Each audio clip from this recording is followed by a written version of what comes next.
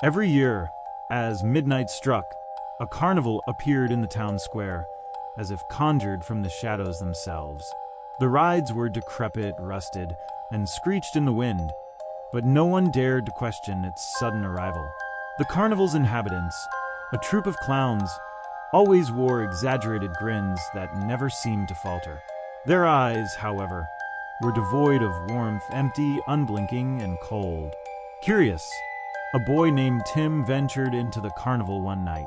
His friends had always warned him about the clowns, but their stories felt like nonsense. He didn't believe in the supernatural. As he wandered deeper into the tents, the smell of stale popcorn and damp fabric filled the air, a strange silence surrounding him. It felt like no one else was there, yet the shadows seemed to shift as if something was watching him.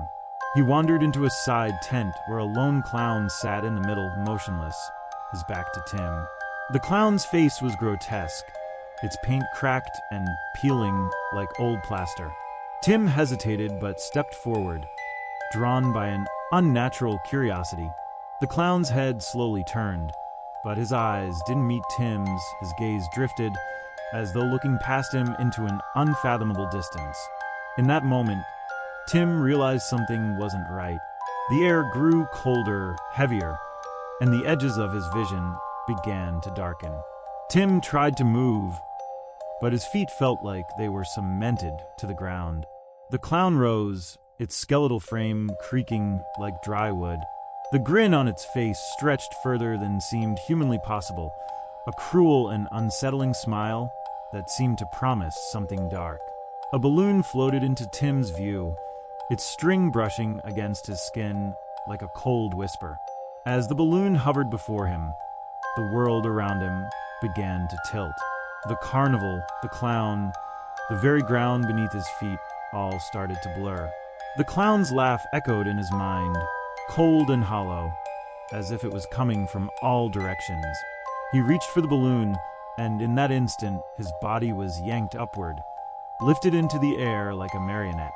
The last thing he saw before the darkness took him was the rest of the clowns emerging from the shadows, their laughter rising, filling the night air with an eerie, hungry sound.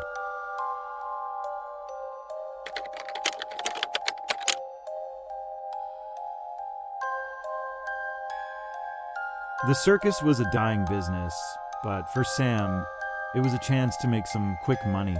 He knew the rumors about the performers, especially the clowns. People whispered about their unsettling behavior, but Sam didn't believe in superstition. The clowns had been part of the circus for years, but something about them felt off. They never spoke, and their painted smiles were too perfect, too permanent. Each one seemed to blend into the next, their faces lifeless masks of joy. On his first day, Sam noticed something odd. Every clown gave him a balloon, but it wasn't until the third one handed him one that he saw it. Every balloon had a small red nose drawn on it. At first, he thought it was a joke, but as the days passed, the clowns seemed to become more and more obsessed with him. They would watch him from the corners of his eyes, their heads tilting in unison when he moved. And every time he passed, he would receive another balloon, another red nose. The other performers avoided the clowns, their eyes darting nervously when the circus staff passed by. At night, the clowns would be seen lurking near the tents, their eyes glowing faintly under the moonlight, their heads twitching in strange jerks. Sam couldn't understand what was happening, until one night, when he woke up to find his own nose glowing an eerie, unnatural red. He rushed to the mirror, his hands trembling. It was as though the clowns' red noses had infected him, and now he was part of the circus, a part that couldn't escape. As he turned to run, the clowns were already standing in the doorway, their grins widening. It was too late for him. The circus had claimed him.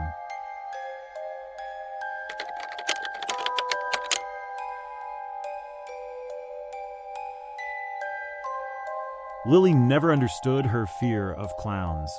The rest of her family loved them, their painted faces, their garish costumes, their comical antics. But she couldn't shake the unsettling feeling they gave her. The way their eyes seemed to follow her, how they never spoke, but always watched, waiting. The nightmare started the night. She wandered into the old circus tent that had appeared overnight on the outskirts of town. The tent was dark, the usual sounds of the circus absent.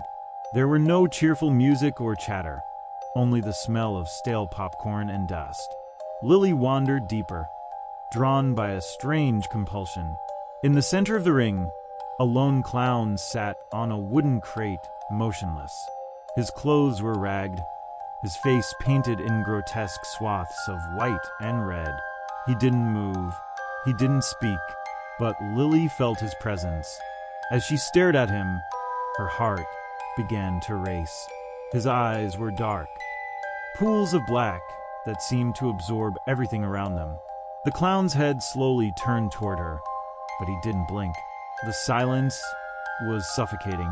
His lips, painted in an unnatural smile, seemed to stretch even wider as she approached. The hairs on the back of her neck stood on end. Then she heard it, the soft shuffle of feet behind her.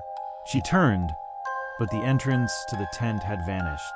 The world around her began to darken, the shadows stretching toward her like twisted fingers. The clown stood, moving in a way that wasn't quite human, jerky, like a puppet whose strings had been pulled too tight. His smile never wavered, but his eyes were now glowing faintly. Lily ran, but the shadows followed. The clown's silhouette lingered at the edge of her vision, and each step she took seemed to echo louder, reverberating against the empty air. When she looked over her shoulder, the clown was no longer behind her. He was everywhere, and his grin was widening.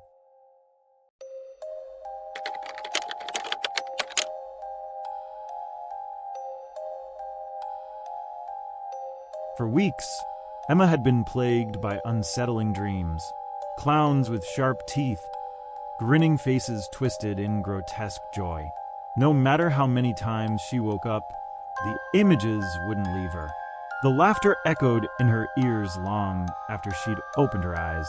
Then, one evening, she followed the sound of music she had heard on the wind, a distant tune that called to her. It led her to a circus tent, the canvas frayed and torn. Inside, the air was thick with the scent of popcorn and stale sweat. The circus performers were all clowns, but they didn't act like the ones she saw in her dreams. They were eerily still, their painted faces fixed in wide, unnaturally perfect grins. They watched her with eyes that seemed to see straight through her, though they never moved. The silence in the tent was suffocating. Emma wandered deeper into the circus, the dark corners seeming to pull her in. She felt like she was being drawn into something she couldn't escape. Suddenly, a cold wind swept through the tent, and the clowns began to move in unison. Their feet shuffled slowly, their hands lifting toward her. She tried to run, but the exits had vanished. And then she saw him, a clown, standing in the center of the ring. His smile stretched impossibly wide, revealing rows of jagged teeth. His face was painted white, but his smile was real. A sharp, vicious grin that sent a chill crawling up her spine. The other clowns closed in on her, and the last thing she saw before the world went dark was the clown's teeth gleaming in the dim light, ready to consume her.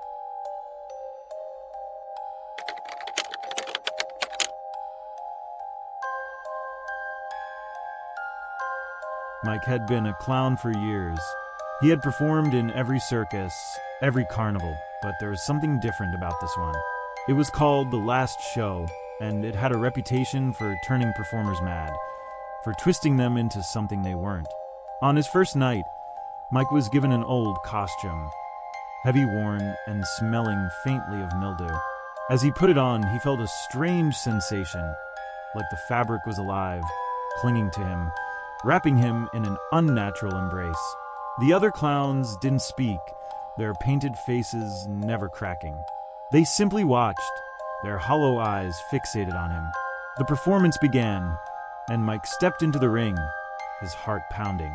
The crowd was silent, the air thick with anticipation. As the lights dimmed, he saw one clown move differently from the rest. His movements were jerky, unnatural, and as he got closer, Mike realized something horrifying. The clown's smile wasn't painted on. It was real. It stretched wide, far wider than any human mouth could, and it was aimed directly at him. Mike tried to move, but his body felt heavy, sluggish, as if the costume itself was holding him in place. His vision began to blur. The laughter of the crowd, if it had ever existed, was now replaced by a low, growling hum in the background. His limbs felt like they were being pulled in every direction, a grotesque force twisting him. In a panic, Mike looked into the mirror backstage. His reflection grinned back at him, but it wasn't him anymore. His face was contorted, his features rearranged into a twisted parody of joy. The clown's smile had consumed him, and now he was nothing but a vessel, an unwilling part of the show. He tried to scream, but no sound came. The costume had taken him, and now he was one of them, forever part of the last show. Thanks for watching the video. Please make sure to like and subscribe if you want more of ChatGPT and real stories.